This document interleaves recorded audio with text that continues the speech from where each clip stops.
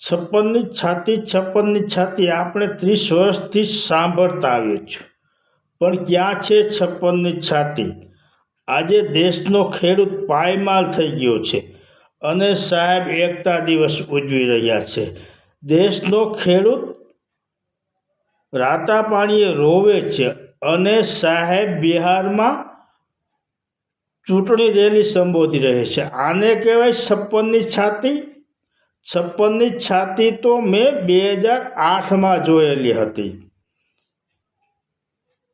Doctor Manmohan Singh, જેણે ખેડૂતના 72,000 કરોડ દેવા એક ઝાટકે માફ કરી દીધા હતા. આને કહેવાય છપ્પનની છાતી.